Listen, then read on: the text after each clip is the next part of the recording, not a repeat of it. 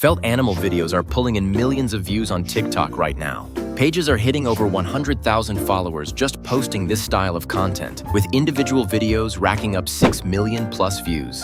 In this video, I'm going to show you exactly how to make them yourself in under 5 minutes using Fotor AI. Head over to Fotor and go to the AI image generator. Type in your prompt.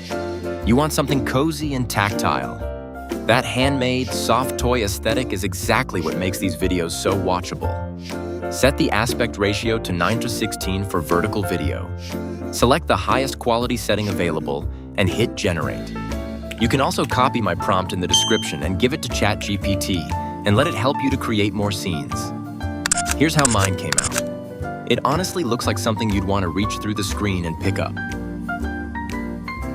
Pick your favorite image, then head over to Fotor's AI video generator.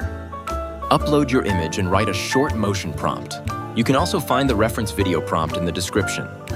Set the output and hit generate. And that's really all there is to it. All the links and prompts you need are down in the description. If this was helpful, hit subscribe.